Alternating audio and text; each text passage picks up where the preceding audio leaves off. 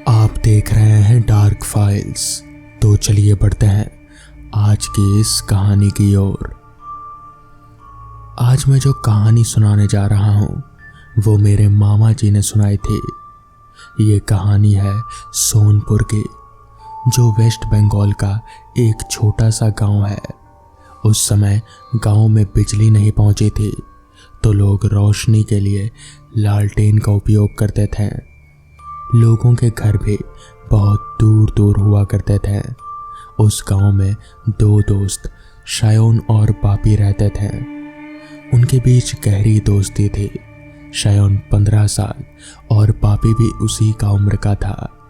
दोनों जो जब भी समय मिलता गांव के एक ही बगीचे में पहुंच जाते और कभी आम तोड़कर खाते तो कभी अमरूद। फिर वहीं दोनों खेलते कूदते और जब शाम हो जाती तो घर के लिए रवाना होते। दोनों ने पढ़ाई छोड़ दी थी और काम धंधे में अपने माता पिता का हाथ बटाते थे। एक दिन ऐसे ही पीपल के पेड़ के नीचे बैठकर दोनों बातें कर रहे थे। तभी शायोन बोला, यार बापी, हम लोग काफ़ी दिनों से मछली पकड़ने नहीं गए, क्यों ना कल हम लोग मछली पकड़ने चले। जो भी मछली मिलेगी मस्त फ्राई करके खाएंगे। इस पर पापी बोला, बोल तो तू एकदम ठीक रहा है। मैंने भी काफ़ी दिनों से मछली पकड़ कर नहीं खाई। अब तो मछली का स्वाद भी भूलने लगा हूँ। पर एक दिक्कत है, अगर हम दिन के समय मछली पकड़ने जाते हैं तो शायद ही मछली हाथ आए, क्योंकि दिन में मछलियाँ बहुत सतर्क रहती हैं और जाल में नहीं आएंगी। तभी शायोन बोला, बोल तो तू ठीक रहा है, फिर रात में चलते हैं। उस समय मछलियाँ आराम करती है, पकड़ना आसान होगा। तो इस पर पापी बोला, पर रात के समय माँ बाहर जाने नहीं देगी। तो शायोन बोला, तब तो एक ही रास्ता है, हम लोग भोर में चलते हैं। उस समय हमें बाहर जाने से कोई मना नहीं करेगा। इस पर पापी बोला, हाँ, उस समय बाथरूम का बहाना करके निकल सकते हैं। ठीक है, कल सुबह 4 बजे मैं तेरे यहाँ आऊँगा, तो चुपके से जाल लेकर बाहर आ जाना, फिर हम मछली पकड़ने चलेंगे। शायोन रात के 3 बजे ही उठ गया था। वो जल्दी से जाल और एक बांस की टोकरी रखकर तैयार हो गया। सुबह 4 बजे दरवाजे की कुंडी खड़की तो शायोन ने दरवाज़ा खोला। सामने पापी ही था। दोनों ने बिना आवाज़ किए दरवाज़ा बंद किया और पोखर की तरफ चल दिए। रास्ता बहुत लंबा था और चारों तरफ घुप अंधेरा भी। शायोन एक लालटेन साथ ले आया था, तो उसी के सहारे दोनों आगे बढ़ रहे थे। तभी शायोन को अजीब सी बदबू आनी शुरू हो गई, जैसे कोई लाश हो। आसपास कुत्ता भी रो रहा था। उल्लू की अजीब सी आवाज़ उस माहौल को और डरावना बना रही थी। शायोन डर रहा था। तभी शायोन बोला, क्या रे बापी, ये कैसी बदबू आ रही है, जैसे कोई सड़ी हुई लाश हो आसपास। और ये कुत्ता क्यों रो रहा है? मुझे तो डर लग रहा है भाई, चल वापस चलते हैं। इसलिए माँ अंधेरे में इधर आने से मना करती है। तभी पापी बोला, कुछ नहीं, तू फालतू का डर रहा है, आज बहुत सारी मछली पकड़ेंगे और खाएंगे। तभी शायोन बोला, ये पापी, तेरा आवाज़ को क्या हुआ रे? तू नाक से क्यों बोल रहा है? इस पर पापी बोला, कुछ नहीं, थोड़ी सर्दी लग गई है। तू फालतू बात मत कर, जल्दी जल्दी चल, मुझे भूख लग रही है, आज तो खूब सारी मछली खाऊंगा। फिर दोनों जल्दी से तालाब पर पहुंच जाते हैं। वहां चारों तरफ एकदम सन्नाटा था। झींगुर और मेढक की आवाज़ चारों तरफ गूंज रहे थे। शायोन ने जाल निकाल लिया और बांस की टोकरी को अपने पीछे रख लिया, जिसमें मछली पकड़ कर रखना था, और पापी से कहा, मैं मछली पकड़ता हूँ, तो टोकरी संभाल। छोटा सा जाल था तो कम ही मछली पकड़ में आई। शायोन ने मछलियों को टोकरी में रख दिया, फिर दोबारा जाल फेंका। पीछे से कुछ चपड़ चपड़ की आवाज़ आ रही थी, जैसे कोई कुछ खा रहा हो, पर शायोन ने ध्यान नहीं दिया। वो जाल डालकर इंतज़ार करने लगा। इस बार ज़्यादा मछलियाँ हाथ लगी। शायोन ने मछलियों को जैसे ही टोकरी में डालना चाहा तो देखा टोकरी पूरी खाली है। क्या बापी, मछलियां कहाँ गई? इस पर बापी बोला, मुझे क्या पता, शायद भाग गई होंगी। तभी शायोन बोला, कोई बात नहीं, इस बार बहुत सारी मछलियां हाथ लगी है, इनको संभाल, मैं फिर से जाल डालता हूँ।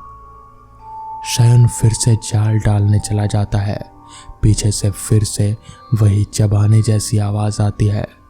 इस बार फिर से बहुत सारी मछलियां हाथ लगी। शायोन बहुत खुश था।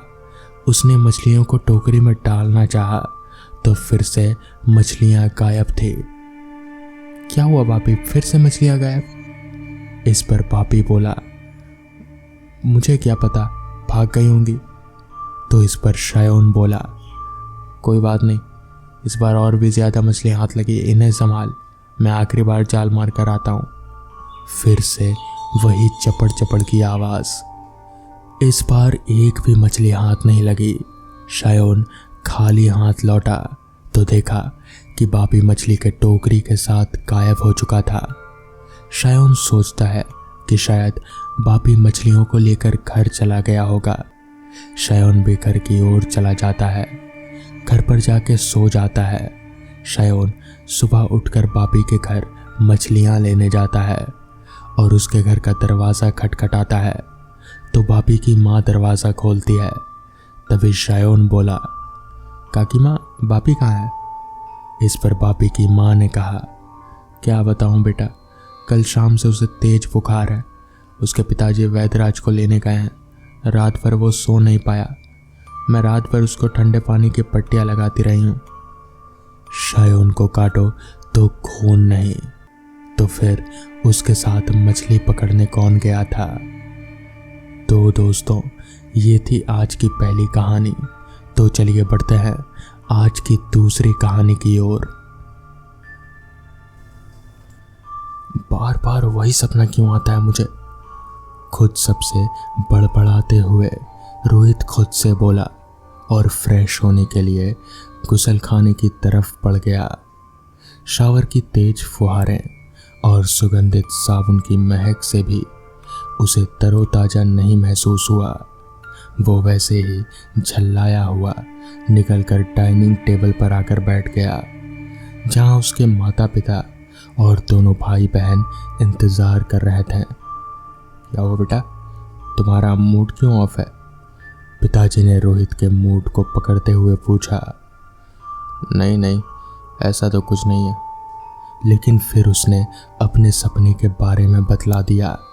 पापा, मैं एक अनजाने झील की ओर बढ़ रहा हूँ किसी इन्वेस्टिगेशन के लिए।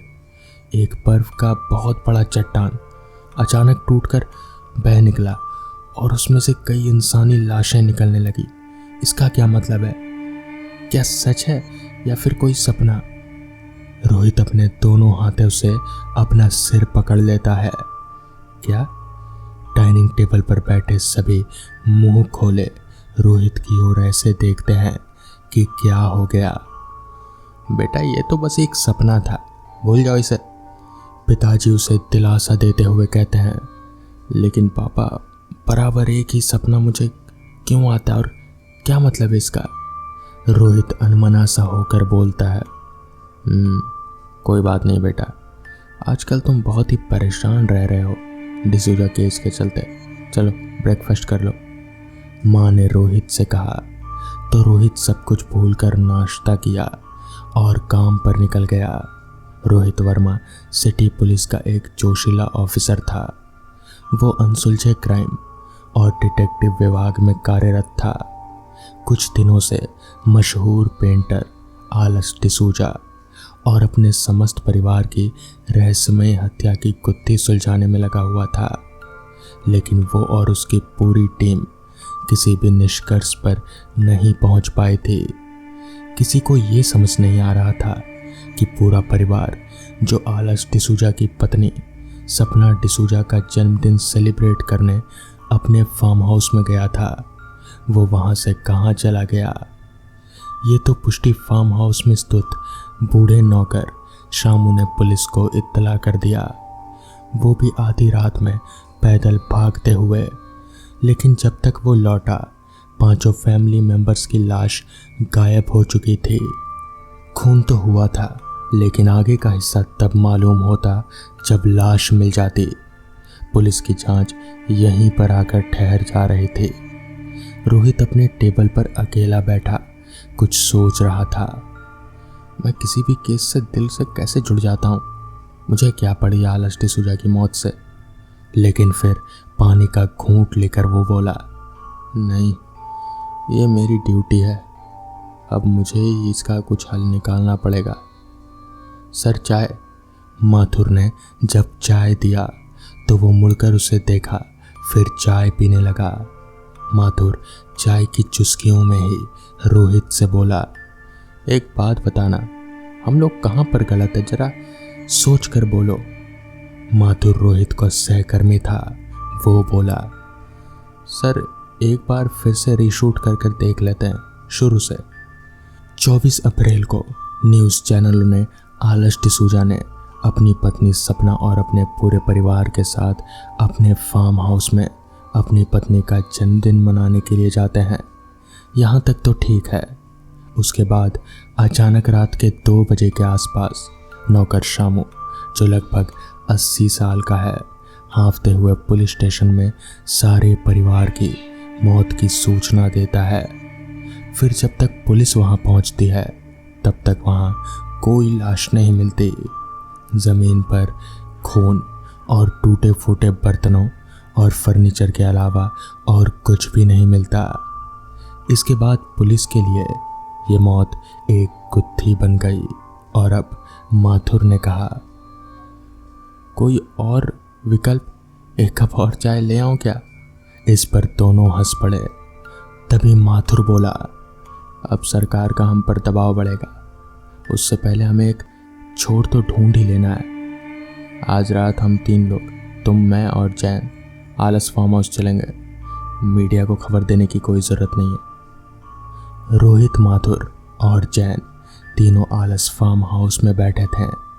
आलस ने अपनी पेंटिंग से काफ़ी पैसा कमाया था। क्या इस मौत के पीछे का कारण पैसा था या फिर पॉप सिंगर सपना यानी उसकी पत्नी? आज मैं हर हाल में क्लू तो निकाल ही लूँगा, रोहित सोच रहा था। तभी जैन का मोबाइल बजने लगा। वो उठकर बाहर चला गया। माथुर को भी फ़ोन आने लगे। सर, सीनियर साहब का फ़ोन है, ये कहकर वो भी चला गया। अब उस बड़े से फार्म हाउस के उस कमरे में सिर्फ अकेले रोहित ही रह गया। वो कभी अपनी घड़ी की ओर देखता तो कभी मोबाइल की तरफ। अचानक सीढ़ियों से उतरती उसे एक कमसिन सी लड़की दिखाई दी। रोहित चौंक गया। शामू ने तो कहा था कि यहाँ उसके अलावा और कोई नहीं रहता, तो फिर ये शायद शामू की कोई रिश्तेदार होगी। उसने खुद से ही आंसर दे दिया और अपनी बड़ी सी सिगरेट जला ली। साहब? ओह, रोहित चौंक गया। जी कहिए। वो उसकी ओर देखकर पहचानने की कोशिश कर रहा था। मैं सपना हूँ। सपना? आलस की वाइफ सपना डिसूजा? जी, ये कैसे हो सकता है? आप तो एक मैच्योर लेडी थी जिसके 3 बच्चे थे। जी, मेनिका, जेब्रा और नंदनी। ओ, तो इसका मतलब कि आप बच गई। तो आप अब तक कहाँ थी मैडम? आप पर तो पुलिस केस हो सकता है। सर, आप मेरे साथ ऊपर आइए, कुछ दिखाना है आपको। ओके, चलता हूँ, बोलकर रोहित ने माथुर और जैन के नंबर पर कॉल मारा, लेकिन वो दोनों का फ़ोन अनरीचेबल बता रहा था। लगभग 20 सीढ़ियों के बाद एक दीवार थी जिस पर हाथ लगाकर कोई सीक्रेट कोड डाला तो वो एक कमरा अचानक ही खुल गया। वहाँ एक स्विमिंग पूल बना हुआ था, वो भी एकदम ताजे पानी से लबालब। रोहित ये देखकर हैरान हो गया। वो यहाँ पर कई बार आ चुका था, पर ये सब तो उसने देखा ही नहीं था कभी। वो लड़की सपना आगे बढ़ती जा रहे थे। उसे देखकर ऐसा लग रहा था कि वो हवा में तैरती जा रहे थे। आगे एक बंद कमरे की ओर इशारा कर उसे खोलने के लिए कहा। रोहित डर तो गया, लेकिन धक्का लगाकर उसने दरवाज़ा खोल दिया। आगे का नज़ारा चौंकाने वाला था। वहाँ बर्फ़ बनाने की मशीनें लगी थी, जिसमें बर्फ़ की बड़ी बड़ी सिल्लियाँ भी रखी हुई थी। रोहित हैरान रह गया। यही तो उसे सपने में आता था। रोहित, रोहित। माथुर और जैन उसे ढूंढते हुए ऊपर आ रहे थे। जी इधर हूँ। हम तो डर गए थे कि आप कहाँ चले गए, माथुर ने कहा। तो रोहित ने कहा, नेटवर्क गायब हो गया था और फ़ोन नहीं लग रहा था आप लोगों। अच्छा सुनो, देखो आलस का साइड बिजनेस बर्फ़ बनाने का था। हाँ, पर आपको कैसे पता चला सर? उसकी पत्नी सपना ने, वो जिंदा है। कहीं से ये सब खेल उसी का तो नहीं है? लेकिन सर वो तो मर गई। नहीं नहीं, वो जिंदा है, रोहित थोड़ा चिढ़कर बोला। वो यहाँ थी अभी मेरे साथ, उसी ने मुझे ये सब दिखाया है। अब जल्दी से इन बर्फ़ की सिल्लियों को तुड़वाने का उपाय करो। थोड़ी देर के बाद जब बर्फ़ की सिल्लियाँ तोड़ी जा रहे थे तो उनमें से सबसे पहली लाश सपना की ही थी। बर्फ़ में दबकर पूरा शरीर सफ़ेद हो गया था। रोहित उसे देखकर आश्चर्य से चिल्ला उठा, ये कैसे हो सकता है? वो तो मुझे आकर मिली थी। वो ही तो मुझे यहाँ तक ले आई। रोहित अचानक से सिहर उठा। पूरे हॉल में सपना के सिसकने की आवाज़ें गूंज रही थी और वो आवाज़ें सभी ने सुनी। तो दोस्तों, ये थी आज की पहली कहानी। तो चलिए बढ़ते हैं आज की दूसरी कहानी की ओर।